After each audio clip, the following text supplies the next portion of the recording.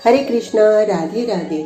हम सभी साधक परम पूज्य श्री रामानुजाचार्य जी का जीवन चरित्र श्रवण कर रहे हैं। अब आगे आजकल जो मंत्र दीक्षा दी जाती है उसे दीक्षा कैसे कह दूं?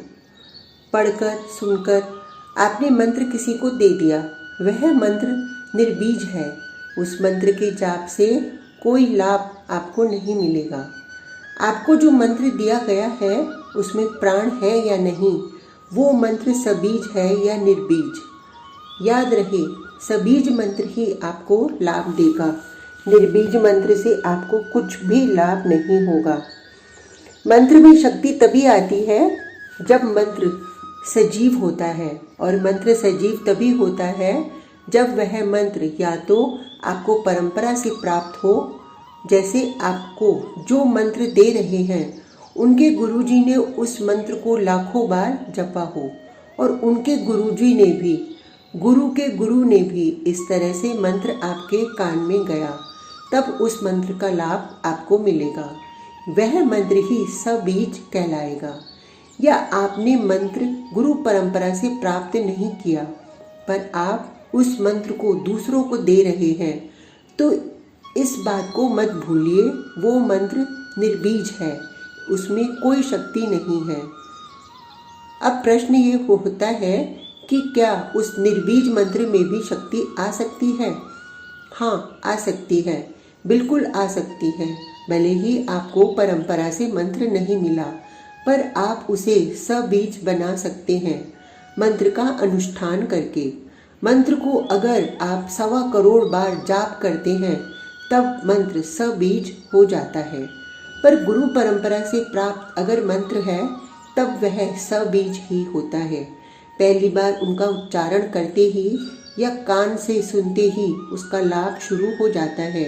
इसलिए गुरु परंपरा से प्राप्त ही मंत्र लिया जाना चाहिए, ताकि हमारी ऊर्जा मंत्र को सबीज करने में ही व्यय न हो जाए। मात्र बीज का ही महत्व नहीं होता, महत्व तो बीज जिसमें डाला जा रहा है उस खेत का भी होता है।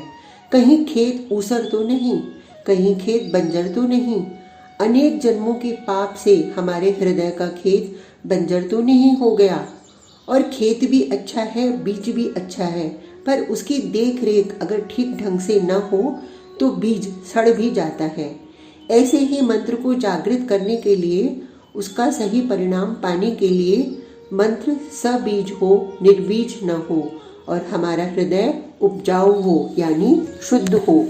इतना ही नहीं, देख रेख साधना के द्वारा हम करते रहें, सही संतुलन, सही देख रेख। कोई कोई मंत्र इतना प्राणवान होता है और कान के माध्यम से जब हृदय में पहुंचता है, अगर हृदय भी शुद्ध हो, पवित्र हो, तब तो वह मंत्र ही आपके हृदय में जाकर भगवत दर्शन भी करा सकता है। श्री रामानुजाचार्य जी के जीवन में एक घटना घटी। इस घटना ने ही रामानुजाचार्य जी को महाकरुणावान घोषित किया। संन्यास ले लिया श्री रामानुजाचार्य जी ने, पर संन्यास लेने के बाद श्री रंगम की ओर चल पड़े थे। श्री यामुनाचार्य जी के ही शिष्य से, जिनका नाम था गोष्ठीपूर्ण जी। कांचीपूर्ण जी से संन्यास लिया, ये भी यामुनाचार्य जी के ही शिष्य थे। पर मंत्र दीक्षा के लिए कांचीपूर्ण जी ने रामानुज से कहा, आप श्रीरंगम जाएं, वहाँ बड़े ही सिद्ध आचार्य हैं गोष्ठीपूर्ण जी, उनसे आप जाकर मंत्र दीक्षा लीजिए। पर वो देंगे नहीं, वो देते नहीं हैं, पर प्रार्थना करना। कांचीपूर्ण जी ने रामानुज को यह कहकर भेज दिया था श्रीरंगम में, हे भगवान, मुझे मंत्र दीक्षा दीजिए। धूप तेज थी। कावेरी नदी के तट पर रामानुजाचार्य जी को मिल गए थे गोष्ठीपूर्ण जी। बस आनंदित होकर लेटकर उस तपती हुई बालुका में दंडवत किया था रामानुजाचार्य जी ने, और तब तक नहीं उठे जब तक स्वयं गोष्ठीपूर्ण जी ने उन्हें नहीं उठाया। हे भगवान, मुझे मंत्र दीक्षा दीजिए, प्रार्थना कर रहे थे रामानुज। गोष्ठीपूर्ण जी ने कहा, वत्स, अभी तो मैं दर्शन के लिए जा रहा हूँ भगवान श्री रंगनाथ के, तुम कल मिलो। इतना कहकर वो चले गए। पर कहाँ मिलूं भगवान? रामानुजाचार्य जी ने पूछा। यहीं यहीं मिल लेना। मैं दिन में 3 बार कावेरी में स्नान करने के लिए आता हूँ। गोष्ठीपूर्ण जी ने इतना ही कहा और चले गए। भगवान, आज मना मत कीजिए। मुझे टालते टालते आज 18 दिन हो गए हैं। नित्य मुझे आप यही कहते हैं, कल मिलना, परसों मिलना।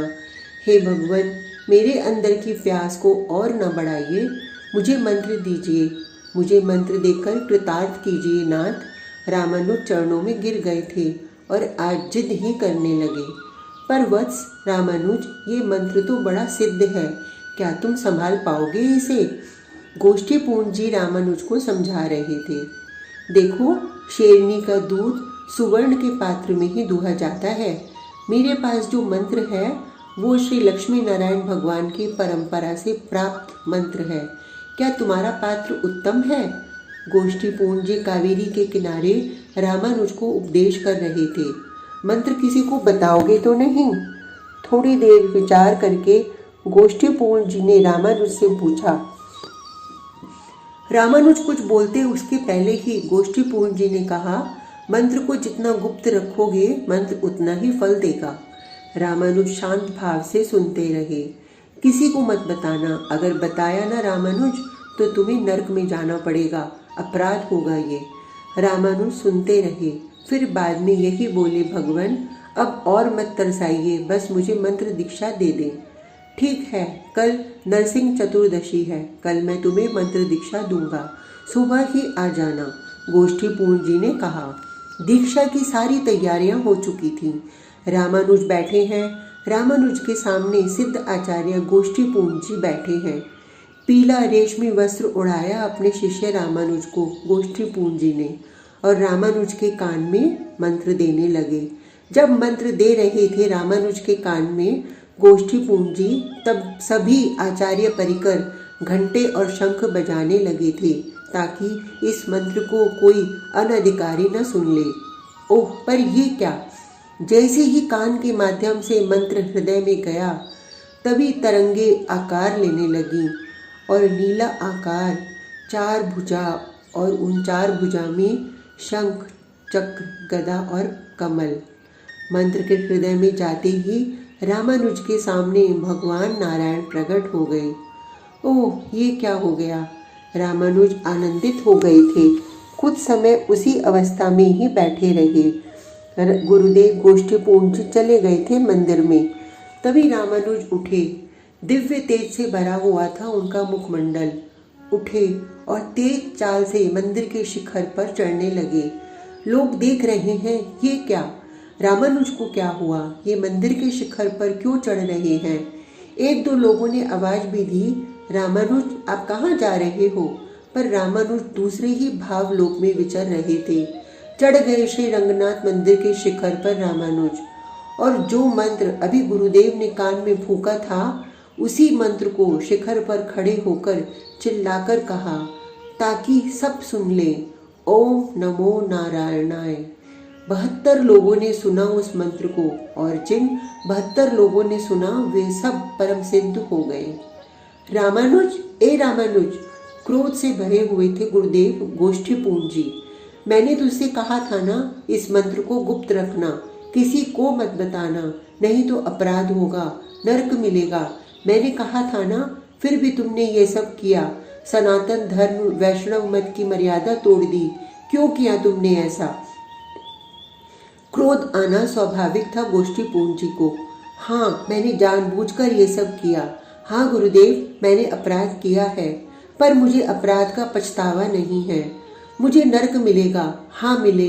मैं नरक में जाकर हजारों लाखों वर्षों तक भी रहने को तैयार हूँ, पर मैंने जो किया उसका मुझे पछतावा नहीं है। स्पष्टता से रामानुज ने अपने गुरुदेव से कहा था। पर क्यों किया ऐसा तुमने रामानुज? गोष्ठीपूर्ण जी ने फिर जानना चाहा। तुम बुद्धिमान हो, विवेकवान हो।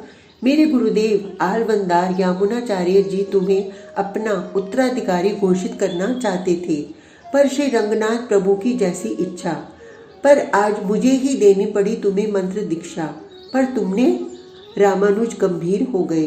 और अपने गुरुदेव के चरणों में साष्टांग प्रणाम करते हुए बोले, हे गुरुदेव, आपने मेरे कान में मंत्र दिया, मुझे पता नहीं था आपके द्वारा दिए गए मंत्र का ऐसा प्रभाव होगा। भगवान नारायण मेरे सामने प्रत्यक्ष हो गए। मैं भगवान नारायण के रूप सिंधु में डूब ही गया था। आनंद का कोई ठिकाना नहीं था मेरे हृदय में कि तभी मेरे मन में विचार आया, इस मंत्र में इतनी शक्ति है जो भगवत दर्शन करा सकती है और अखंड आनंद की प्राप्ति इससे हो जाती है। तो ये बेचारे संसारी लोग क्यों इस मंत्र से दूर रहें?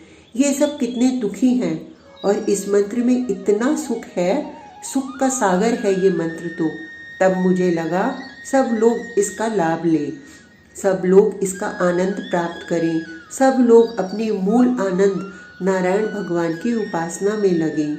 हे गुरुदेव, मेरे मन में ये भी आई थी कि आपने मना किया है कि इस मंत्र को गुप्त रखना, नहीं तो अपराध होगा। मेरे मन में आया ये कि अपराध होगा तो मैं भोग लूँगा, नरक ही तो मिलेगा ना मुझे, मैं नरक भी भोग लूँगा, पर इन बेचारों का तो उद्धार हो जाएगा ना। मुझे जो आनंद मिला वो आनंद इन्हें भी मिल जाए, इसके लिए मैं कुछ भी कर सकता हूँ। इतना कहते हुए रो पड़े थे रामानुज। देखिए ना गुरुदेव, कितने आनंदित हैं ये लोग।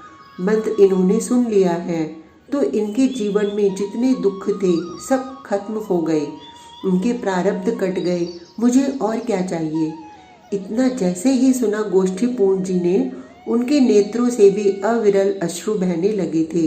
रामानुज, तुम धन्य हो, तुम्हारे अंदर जो करुणा है वो अनुपम है, अद्भुत है।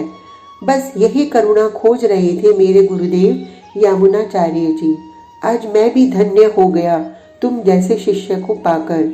इतना कहकर गोष्ठीपूर्ण जी ने अपने शिष्य रामानुज को हृदय से लगा लिया था। शेष प्रसंग कल तक के लिए हरे कृष्णा, राधे राधे।